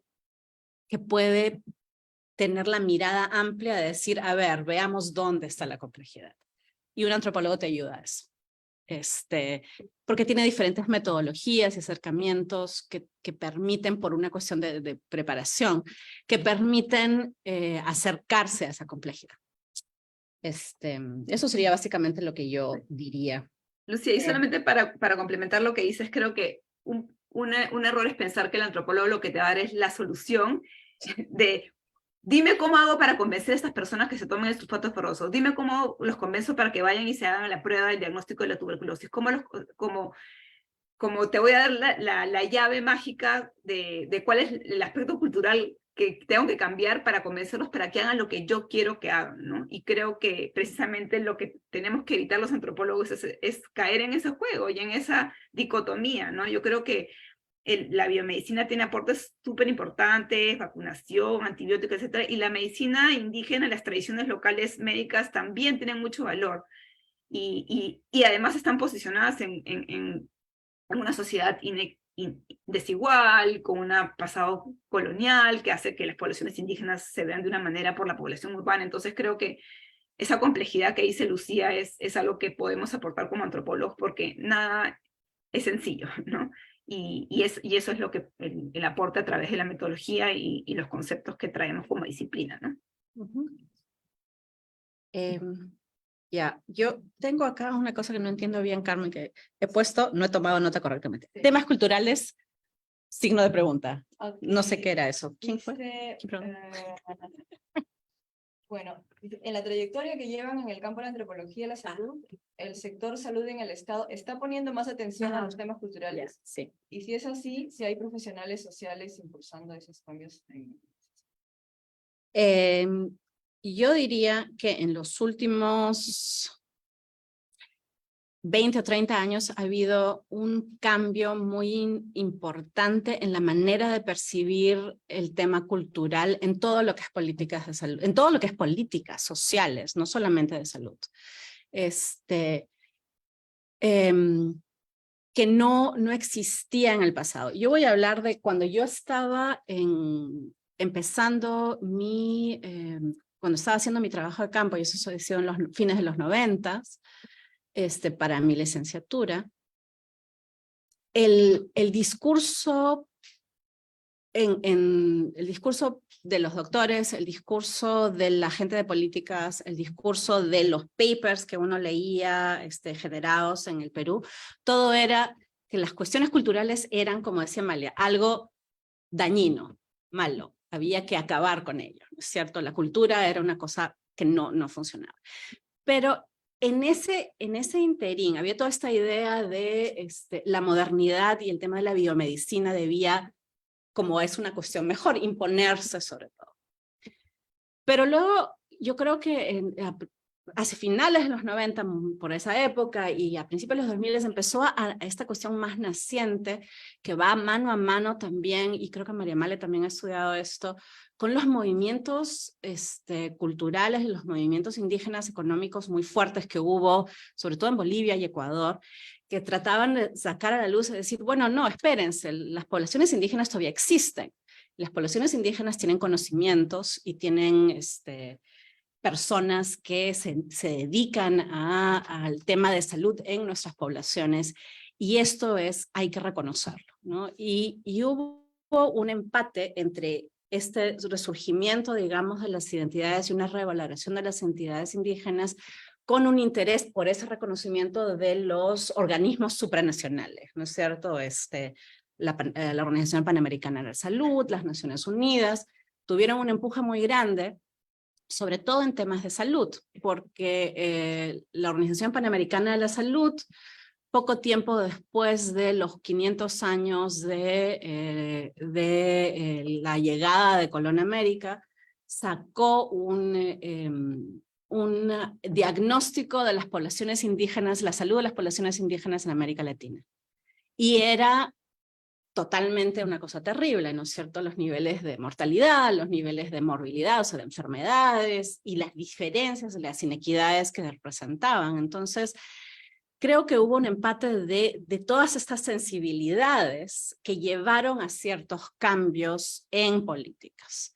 El tema del que María Amalia hizo su tesis doctoral, el tema de los técnicos interculturales de AIDCEP era un intento de movilizar esto, ¿no es cierto? El tema del que yo hice mi tesis doctoral, el tema de la implementación del parto vertical con adecuación intercultural era otra manera en que esto se estaba moviendo. Y todos estas pequeñas cosas que sucedían, ¿no es cierto? El programa que había María Amalia, el programa que vi yo, y otras diferentes cosas que se estaban haciendo tanto por organizaciones no gubernamentales por su lado, pero también en empate con el Ministerio de Salud en diferentes regiones, yo creo que ha creado una mayor conciencia de la importancia de reconocer a los otros como personas completas y ciudadanos, y no a los otros como menos que nosotros. Y en la base de estos temas culturales, entre comillas, está eso, es el reconocimiento de que el otro cultural, el otro con el que tú no compartes, digamos, la misma concepción de salud y la misma concepción de enfermedad, o inclusive la misma concepción de lo que es un cuerpo, de dónde empieza y dónde termina un cuerpo. Esos otros tienen tanto derecho a ejercer sus propias maneras de obtener salud y de procesar enfermedad como tú. Entonces, en la base de estos temas culturales está eso, está el reconocimiento de los derechos de otros de creer cosas diferentes y existir y vivir esas creencias. Entonces, hay cosas, pero como todo lo que sucede en nuestro país, o sea, así, pero ahí estamos, ¿no es cierto? Seguimos hablando, hay gente, no solo yo, hay gente que habla del tema, que pone las cosas adelante. Desde el Ministerio de Cultura se han movido muchos temas culturales, el tema de los traductores, por ejemplo, fue una cosa súper chévere. Y habían básicamente traductores para cuestiones médicas, ¿no? Que lleva un poco a lo que tú estabas hablando, ¿no? El tema del personal de Serum que está yendo a zonas de habla quechua, ahora los contratan solamente si es que saben hablar quechua. Entonces, es parte de los requerimientos si vas a ser obstetra o enfermera en una zona rural de monolingüe quechua, por ejemplo. Es parte de los puntos o los puntajes que obtienes en tu hoja de serums o en tu hoja de contratación del ministerio. Hay más cursos en las universidades sobre interculturalidad, sobre salud, sobre distintas maneras de entender la salud. Ahí va. María Amalia, ¿tú tienes algo que añadir? Sí, yo quiero poner, yo también estoy de acuerdo. Yo creo que sí, hace mucho tiempo hay obviamente un reconocimiento en el Estado de que obviamente no se puede brindar servicio de salud si es que no conoces, respetas y estás, o sea, te das cuenta de la diversidad cultural. Yo creo que eso cualquier médico en el país, en Lima, en Huancayo, en Amazonas, lo sabe, porque como decía Guillermo al principio, ¿no? Somos un país pluricultural y somos diferentes en todos los espacios urbanos, rurales, etcétera, ¿no?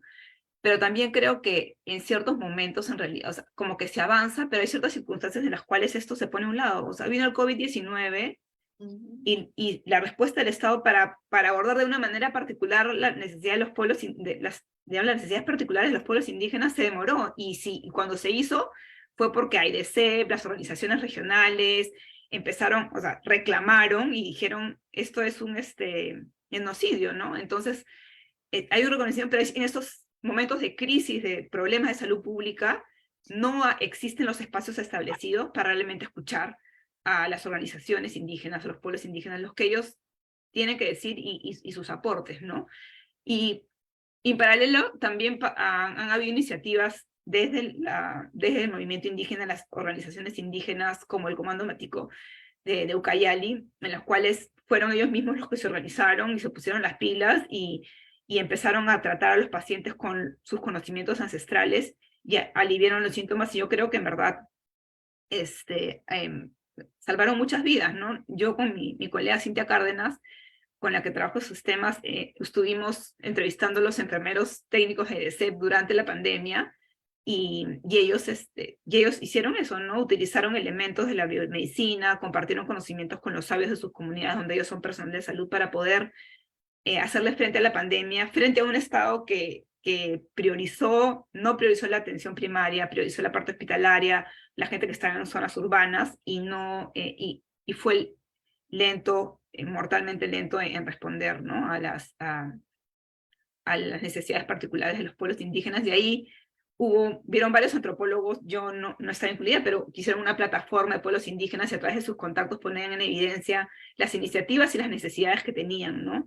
Y eso es un ejemplo en cómo el trabajar de cerca con las organizaciones, con las comunidades, ahora es muy importante, ¿no? Para posicionar a veces estas situaciones de emergencia y de necesidad de salud pública, ¿no?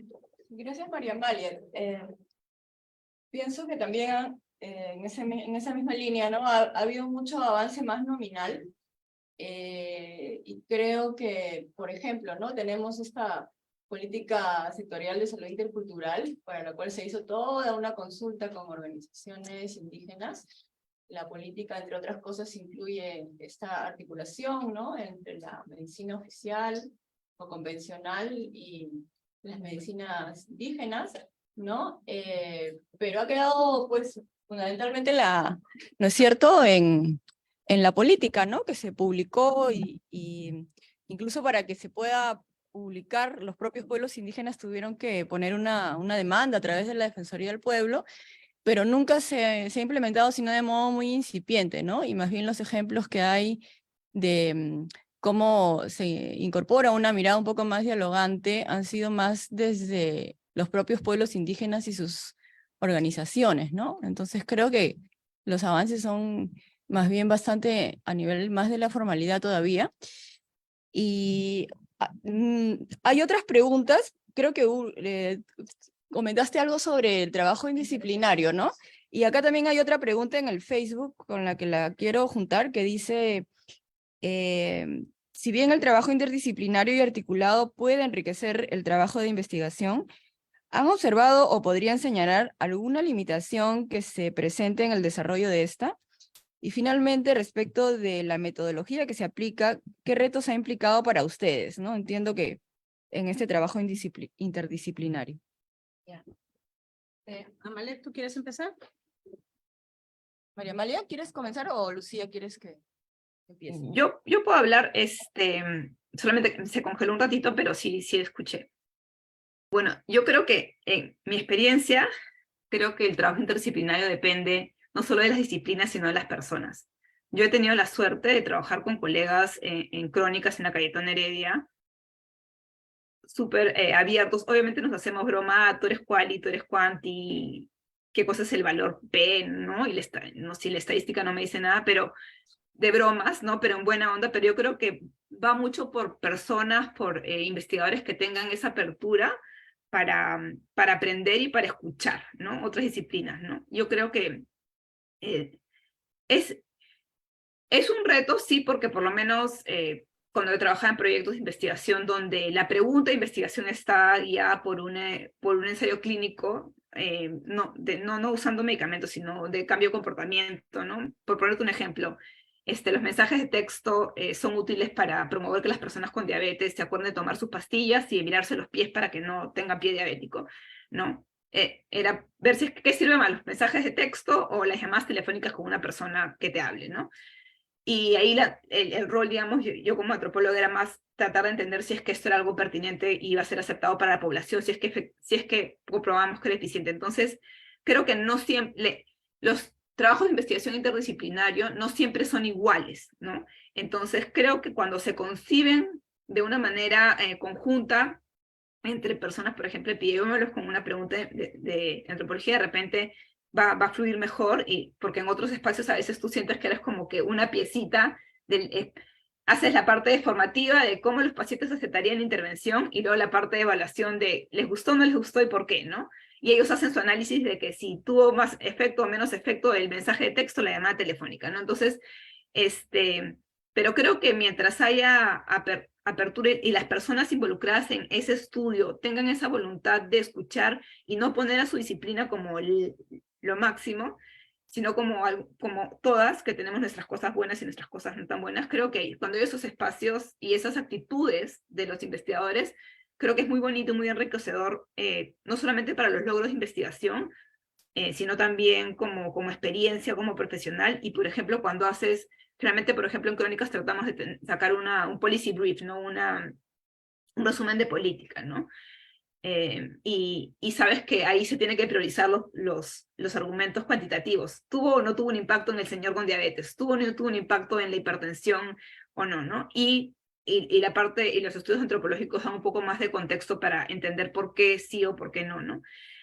Entonces, yo creo que es un reto, pero si los profesionales involucrados tienen un norte común y tienen esa apertura, es algo muy positivo y muy importante en realidad, porque en salud pública tienes que saber manejarte y moverte, especialmente si quieres hacer incidencia, tienes que aprender a hablar con los términos y con los argumentos que van a convencer a alguien que es un tomador de decisiones, que tiene una formación probablemente no en ciencias sociales, ¿no? Entonces yo creo que eso es como mi aporte para esa respuesta. Gracias. Lo que yo creo, o sea, uno cuando trabaja en temas de salud, especialmente cuando uno lo ve como desde el punto de vista de hacer investigaciones en salud, ya no, como yo decía antes, uno no puede simplemente irse a hacer tu gran investigación de larga data, ¿no es cierto? Están esperando respuestas un poco más rápidamente. Y existen modos de hacer esto desde la mirada antropológica, sobre todo con el tema de lo que se llama Rapid Ethnographic Assessment, asesoría, o sea, como el trabajo etnográfico rápido, que desarrollaron colegas antropólogos trabajando para la CDC, ¿no es cierto? Entonces, trabajando para la CDC, donde tienes un problema, hay una cosa que hay que resolver, entonces utilizan métodos etnográficos para poder colectar información y poder generar soluciones. Entonces, yo creo que la mirada desde la antropología es el tema de escuchar diferentes voces y poder darle a esas voces suficiente espacio para contar sus historias. Entonces, el tema de el trabajo en equipo y el trabajo multidisciplinario te ayuda, por ejemplo, a hacer estos trabajos en equipo etnográfico, que son muchas personas trabajando al mismo tiempo en un tema. Entonces, esa es una manera de trabajar digamos, en equipo. La otra manera de trabajar en equipo, y el equipo multidisciplinario, como estaba discutiendo Amalia, es trabajar sobre una pregunta, pero con personas que tienen distintas miradas y distintos lentes, distintas maneras de ver el mundo. Y yo estoy totalmente de acuerdo con Amalia que se necesita un respeto por los aportes de otros. Y se necesita entender muy claramente, yo creo que también desde el punto de vista de las personas que hacemos investigación básicamente cualitativa o investigación con un lente antropológico, tenemos que entender que las personas que hacen investigación con un lente epidemiológico, por ejemplo, ven el mundo de una manera distinta. O sea, perceptualmente la epidemiología y la investigación cuantitativa asume que existe una verdad. Mientras que desde el punto de vista más de la construcción social, de que la verdad se construye, la realidad se construye en la interacción de las personas y en nuestra interacción con el mundo, entonces no existe una verdad, existen las experiencias de los humanos que los llevan a hacer cosas.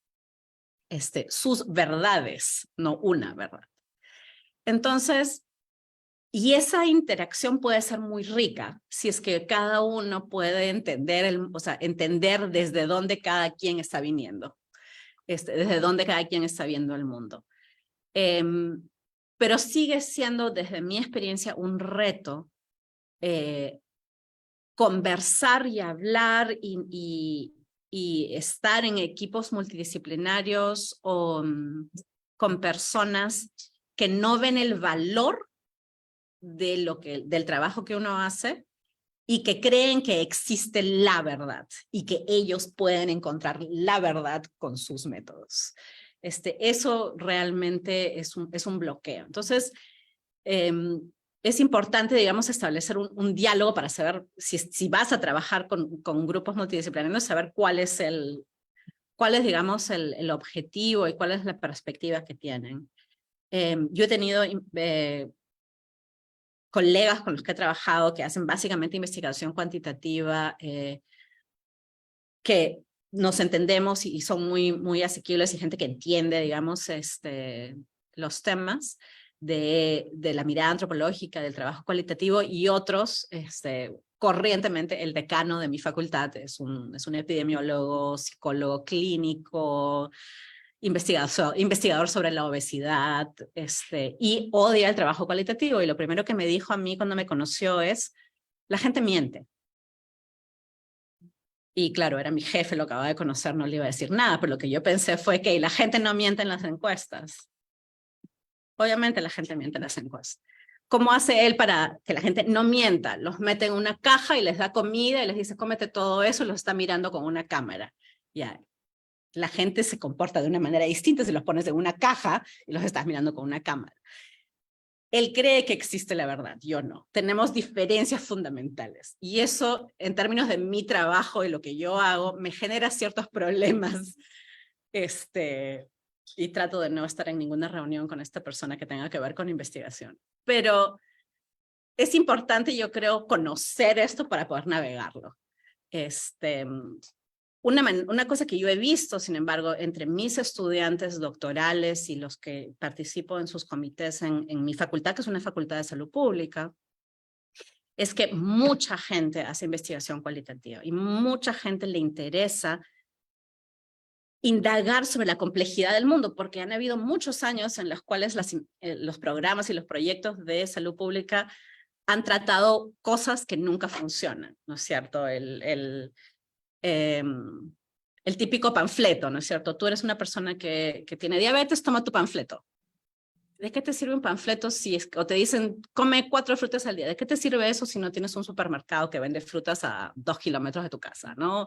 Y no tienes carro, o no tienes bus, especialmente en Estados Unidos. O sea, existe, yo creo, una comprensión un poco más creciente de que los problemas de salud son tan complejos que necesitan una mirada compleja, y desde ese punto de vista, lo que hacemos nosotros desde la investigación cualitativa y desde la antropología de la salud es importante. Sí, y Lucía, solamente para complementar, creo que una cosa que yo también, porque también obviamente hemos metido la pata algunas veces, ¿no? Creo que también es diferente hacer investigación cualitativa en un contexto de una investigación, una intervención en salud pública, y hacer investigación antropológica para la salud pública, ¿no? Porque yo he hecho, por ejemplo, en este ejemplo que di de si es que el mensaje de texto o la llamada telefónica servía más, o sea, yo puedo hacer un estudio cualitativo para hacer entrevistas para entender a las personas y por qué sí, por qué no, y por qué funcionó. Por ejemplo, una cosa que encontramos era que en esa época el celular no era de la persona, o sea, eso asume que el celular es de una persona, y en las familias donde trabajamos en esa época, el celular era, se está viendo fulanita en la fiesta, que se lleve el celular, se está yendo la persona a la bodega, que se lleve el celular. Entonces el mensaje de texto que decía, señor, no se olvide tomar su pastilla, le llegaba a la hija, ¿no? Entonces, entonces ahí es una investigación cualitativa que te ayuda a entender una intervención de salud pública que quiere entender si es qué intervención es más efectiva, ¿no? Que no es lo mismo que tener, que conceptualizar con conceptos, como decía, ¿no? Y con enfoques antropológicos, digamos, qué es lo que, o sea, cómo la gente podría estar pensando que es la mejor manera para vivir una enfermedad crónica, ¿no? El valor de la familia, las normas de género. Ahorita estoy haciendo una investigación sobre masculinidades y uso de servicios de salud, ¿no? Entonces, solamente sí me parece importante como que aclarar que la investigación cualitativa no la hacemos solamente los antropólogos, y que cuando hablamos de antropología de la salud estamos hablando de algo mucho más, ¿no? Que utilizar métodos cualitativos para entender un problema de salud o de salud pública. Chévere. Había una pregunta que decía si la antropología y la salud, la antropología médica es diferente. Yo creo que no. Yo creo que son simplemente dos cosas de llamarse. Pero en los Estados Unidos la gente, o sea, el grupo es la Sociedad de Antropología Médica, que existe desde 1967. No sé si existe una Sociedad de Antropología de la Salud, pero en Francia se llama Antropología de la Salud y en Estados Unidos se llama Antropología Médica, pero el objeto y las cosas son más o menos iguales. Hay diferencias teóricas. En las teorías los gringos, o sea, los americanos, mucho utilizan la teoría desde su teoría desde perspectiva culturalista americana, mientras que Francia y en América Latina se utiliza una perspectiva también de teoría francesa. En América Latina mucho se produce al respecto en México y hay una escuela de antropología médica mexicana que existe en la UNAM, que creo que es liderada por Carlos Meléndez o Menéndez. Eduardo Menéndez. Menéndez. Sí. Sí. Y también en Brasil tienen una Salud colectiva, más bien. salud colectiva, sí. Sí, yo, o sea, la verdad que no, o sea, no, sí, tienen cosas diferentes, ¿no? No sé qué tan, o sea, no sé, creo que al final lo importante es encontrar nuestro camino y encontrar la manera en que, cómo tu formación como antropóloga puede o no contribuir. A mí una diferencia que me parece interesante, algunos hacen diferencia entre antropología para la salud y antropología de la salud, anthropology of health, anthropology for health, ¿no? Que una es la antropología que, digamos, entre comillas, está al servicio de la medicina, la salud pública, ¿no? Donde es la idea cómo los conocimientos antropológicos pueden contribuir a mejorar una intervención de salud pública. Y otro es que estudia la biomedicina como un concepto, ¿no? Como una cultura, ¿no? Cómo se forman los médicos, la hegemonía de la cultura, ¿no? Entonces eso me parece fascinante, súper interesante. Carmen, claro, tú también te has formado en esa Sí. con esa y me parece algo como que interesante, ¿no? Pensar que también la biomedicina puede ser un objeto de estudio de la antropología, ¿no? Así como cómo se forman los chamanes, bueno, cómo se forman los médicos y las enfermeras, ¿no? ¿Cuáles son las creencias que tiene la biomedicina, que hay una verdad absoluta, etcétera, etcétera, que también pueden ser estudiadas y que también pueden ser cuestionadas y desagregadas, y su relación con procesos históricos mayores que ha hecho que lo occidental sea visto como lo mejor y lo ideal y la aspiración de todos, cuando obviamente nos ha traído muchas cosas negativas. Exactamente. Incluso para los propios formados en ciencias de la salud. Y eso será el siguiente capítulo, porque va a venir justo Scott Stannington, que es a la vez médico y antropólogo, y yo también hablaré un poco sobre la educación médica. Así que lo dejamos para la siguiente, esa parte, porque creo que ahí hay varias experiencias que compartir. Pero de las preguntas también, no sé si tú, Lucía y María Amalia, quieren decir algo sobre esta parte de que si estamos invadiendo otros campos profesionales. No sé hacia dónde iba orientada la Ojalá. pregunta. Ojalá que pudiéramos antropologizar y no más bien que tal vez es una idea que siempre una preocupación más que una idea, ¿no? No sé cómo la han sentido ustedes. Aprovechando que estoy en la mesa, les hago la pregunta a María Amalia y a Lucía, ¿no? Que si bien es muy enriquecedor trabajar en equipos interdisciplinarios, también a veces uno siente que es muy difícil poner una agenda propia para la antropología, ¿no? Porque así como decías, María Amalia, hay mucho reduccionismo, ¿no? Respecto a lo que se puede esperar de la antropología, y muchas veces están hablando más bien de un pequeño componente cualitativo dentro de todo un estudio dominado por una mirada más de la epidemiología, de la biomedicina, ¿no? De la salud pública, pero eso no es precisamente hacer antropología, ¿no? Entonces, ¿cómo han llevado a cabo esos debates y batallas? Tal vez, no sé si quieren comentar algo al respecto. Yo creo que lo importante, y no sé si es porque me estoy protegiendo, pero creo que creo que tienes que asumir qué es lo que estás haciendo. O sea, no te engañes que estás haciendo antropología, ¿no? Que si estás haciendo un estudio cualitativo para colaborar con otros colegas, para entender mejor un problema de salud pública, bueno, estás haciendo un estudio cualitativo que es parte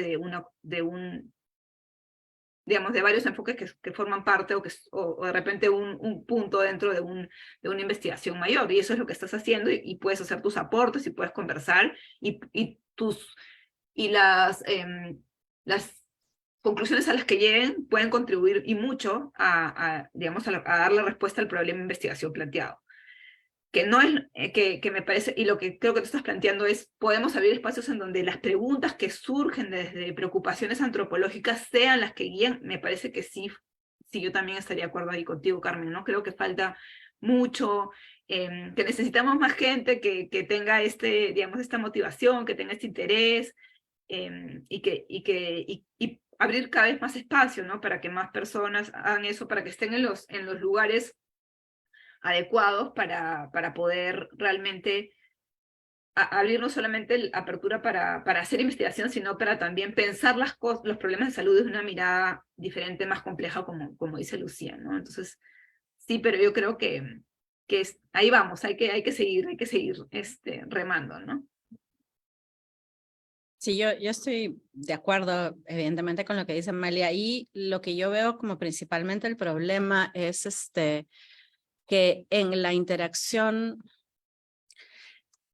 lo veo desde un punto de vista académico mucho entre mis colegas que hacen antropología médica desde la academia en una facultad de antropología, y los que hacen antropología médica en la academia en espacios interdisciplinarios con la salud pública. En los espacios interdisciplinarios con la salud pública, la expectativa de investigación y los fondos para investigación se manejan por lo que quieren dar, para lo que quieren dar fondos los que dan fondos, ¿no es cierto? Los que quieren dar fondos para enfermedades. Es decir, dime tú cómo resuelvo este problema, esta enfermedad. Entonces, el enfoque tiende a ser mucho en el enfoque de déficit, de cómo es que esto está mal y cómo lo vamos a arreglar. Entonces, tratar de cambiar esa manera necesita en realidad un cambio upstream, ¿no es cierto? Un cambio en cómo se formulan las prioridades de fondos. Ahora yo conozco, hay más antropólogos, por ejemplo, en los Estados Unidos, en lo que viene a ser los que dan los fondos más grandes para investigación en salud, que son the National Institutes of Health, que son muchísimos, son varios institutos. Hay más gente que tiene miradas antropológicas. Conozco por lo menos 2 o 3 antropólogos que trabajan en estos lugares y que poco a poco van haciendo avances, digamos, en esta mirada, pero finalmente ahí los fondos son los que mandan lo que uno puede investigar. Desde el punto de vista de mis colegas que hacen investigación antropológica desde antropología, su problema es que no hay fondos para hacer investigación.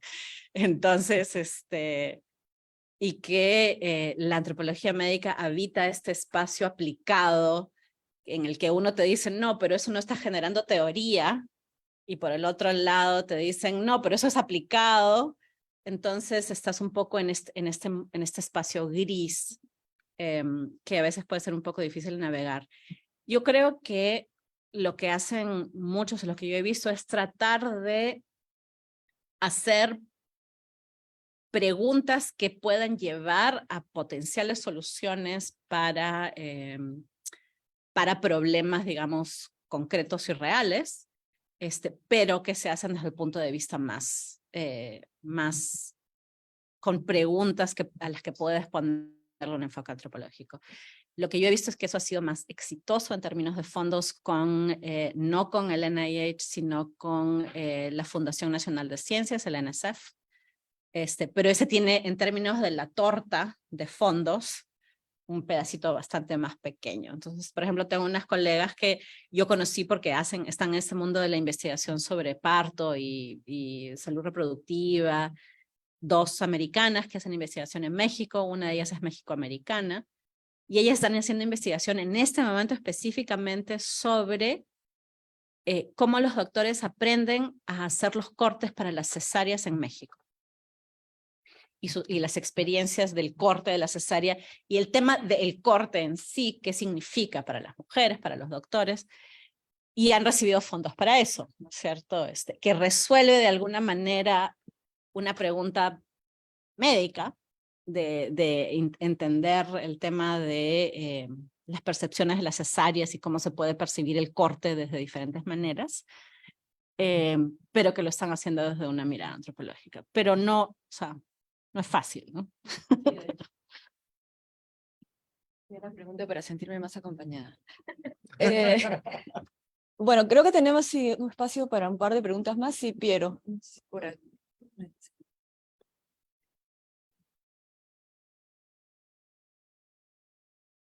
Gracias.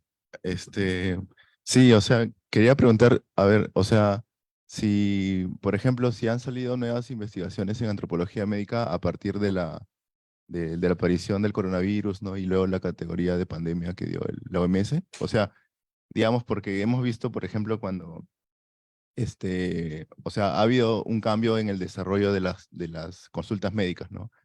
Digamos, por el corte o por eh, por la inclusión de la tecnología, por ejemplo, ¿no? O sea, las famosas teleconsultas, si no podíamos ir al centro de salud, ¿no? Eh, y otro ejemplo, no sé, por ejemplo, cuando en términos de cuidado se ha configurado el hogar para hospitalizarlo, por decirlo de alguna manera, ¿no? Entonces, o sea, no digo que tiene que, digamos, haber una pandemia para que emerjan más investigaciones de antropología médica, ¿no? Lo podemos ver ahora en el dengue, en enfermedades como leptospirosis o, en fin, o alguna zoonosis. Pero, o sea, mi pregunta va más que todo si ha sido como que, no sé si un disparador, pero como un motivo, la pandemia para que se desarrollen nuevas investigaciones en el campo, tomando como referencia no solamente el problema de salud pública, sino más, digamos, social, estructural, como lo vemos nosotros que estudiamos antropología o ciencias sociales, ¿no? Por ahí va mi pregunta para la panelista. Ay, yo voy a comenzar solamente porque me has hecho pensar en algo. ¿Sabes lo que ha habido que me parece súper interesante? Hay un antropólogo médico, Mabel Singer, americano, que tiene este concepto de sindemia, ¿no? Que utiliza obviamente que digamos que tiene la misma esto de epidemia, ¿no? Pandemia y sindemia, ¿no?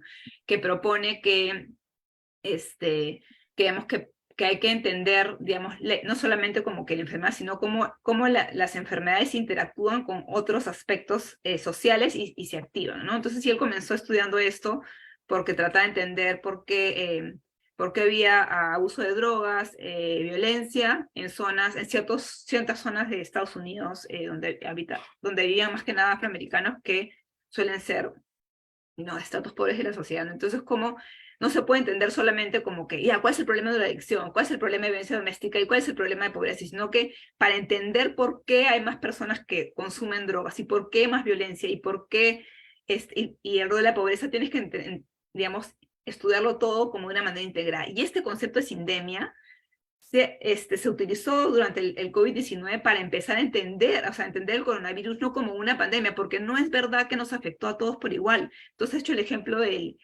volver tu casa a un hospital. No todos tenían esa posibilidad, no todos, ok, no salgas a trabajar, trabajas de tu casa, ya soy vendedor ambulante, voy a trabajar de mi casa, ¿no? Lávate las manos, sí, o sea, no tengo agua potable, ¿no? Entonces entender que las enfermedades también afectan más o menos porque entran, digamos, se activan y se engranan con una serie de aspectos sociales que hacen que el impacto biológico y social de la enfermedad sea diferente. Y este concepto de sindemia se utilizó para entender el coronavirus, que es un aporte, como decía Lucía, conceptual desde la antropología médica, que permitió mirar al coronavirus con unos ojos diferentes, y salieron publicaciones en salud pública, en el Lancet, etcétera, que es esta revista top para los médicos, donde la utilidad de pensar así el coronavirus, ¿no? Entonces, no estoy contestando lo que me has dicho de a la inversa, ¿no? Pero sí creo que para mí fue como que muy esperanzador que incorporen, que utilicen un concepto que nace de la antropología médica para entender la pandemia, porque no se puede entender solamente de una mirada biológica y de una mirada así, ¿no? Epidemiológica. Tienes que tomar en cuenta todos estos elementos. Y le doy el pase a Carmen Lucía para de repente complementar. Sí, ciertamente, ¿no, María Amalia? Creo que es una de las pocas veces, tal vez la primera, que el editor de The Lancet cita a un antropólogo médico en su editorial, ¿no? Para retomar el término de sindemia. Y también muchos estuvieron hablando de la pandemia del coronavirus como un hecho social total, ¿no? En diferentes ámbitos. Entonces ahí, retomando, ¿no? Esta mirada más articulada, antropológica, compleja, como decían las colegas. Sí, no sé si tú quieres. O sea, yo creo que como cualquier, o sea, como un fenómeno del nivel que ha sido la pandemia para todos, digamos, yo creo que es evidente que no, como decía Amalia, no la hemos vivido todos de la misma manera. Y ese hecho mismo, que el patógeno, que sigue siendo el mismo patógeno, es el mismo bicho, afecte a unas personas de una manera y a otras personas de otra manera, ha generado y va a seguir generando una serie de investigaciones. Y además, no solamente que afecte a una u otra manera, que es el tema más biológico, que se interactúa con el tema de organizaciones, con sociedad, el tema de sindemias, sino cómo las personas han respondido distintamente desde sus propios espacios sociales a lo que estaba sucediendo. Entonces, creo que nadie en salud pública se imaginó que el anti-masking, que no usar máscaras, iba a ser una cosa. O sea, todo el mundo dijo, ok, pero si te están diciendo que hay un bicho, te puede matar, necesitas usar la máscara para que no te mate, todo el mundo va a usar máscara. Y en ningún momento nadie pensó que en el rol del dado iba a salir, no, las máscaras son un invento de, no sé, alguien aquí que quiere hacerte daño, que en realidad la máscara te hace más daño de lo que te hace el virus. Entonces, esas respuestas sociales que nacen de cosas que se sabían de alguna manera, pero que no se hicieron tan evidentes, trajeron a la luz toda esta mirada anticientífica de sospecha de la ciencia, de sospecha de la medicina, de sospecha de las organizaciones, de falta de confianza en el conocimiento y en quien genera el conocimiento y todas estas voladas que además van de la mano con una cosa sumamente interesante que es cómo circula la información ahora, ¿no? Y la ineficiencia de los sistemas de salud de conectarse de una manera, de la misma manera en la que los rumores se conectaban, no podían hacer que las cosas que ellos decían salieran de la misma manera. Entonces, todo eso en este momento está generando un montón de investigación y va a seguir generando porque nos seguimos haciendo muchísimas preguntas, ¿no es cierto? Y nos seguiremos haciendo muchísimas preguntas. Yo creo que a futuro lo que vamos a ver va a ser más investigación en, digamos, retrospectiva, que fue lo que pasó, y también en perspectiva de cómo se vive ahora cosas como, por ejemplo, el COVID largo o las secuelas, y más en cuestiones de experiencias personales y de apoyo social a los grupos que están más afectados o que siguen estando más afectados por la enfermedad. Y, por ejemplo, para el tema de la telemedicina, que me parece también súper interesante lo que preguntaste, Piero, o sea, ¿qué interacción espero yo con el que me va a curar, ¿no? Que espero que me toque, que me vea, ¿no? Y que esto de una pantalla no es algo que yo considero que es cuidar de mí o prestarme atención, que es lo que yo espero de mi médico, ¿no? Entonces también interesante cómo, sí, o sea, el conocimiento que te da el doctor es el mismo, ¿no? Pero ese aspecto, ese aspecto adicional, ¿no? Que te da el estar con una persona y que te toque y que te pregunte, ¿no? Es algo diferente y que es muy, yo creo que es algo que es un buen ejemplo en cómo la antropología puede aportar a entender mejor las diferentes maneras en que la gente valora, entiende, utiliza y espera o ve la telemedicina, ¿no? Como, qué bueno, no tengo que ir, o no quiero, quiero hacer mi cola y quiero que el doctor me vea, ¿no? Sí, gracias, María Amalia.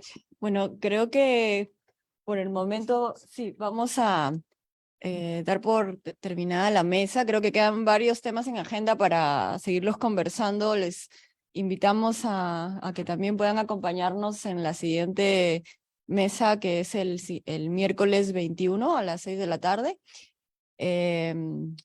Como decías, Piero, la pandemia quizá ha hecho más visibles otros temas que ya veníamos abordando, ¿no? Desde la antropología de la salud, y también pues ha renovado preocupaciones, ¿no? Que nos dan bastante campo para seguir aportando.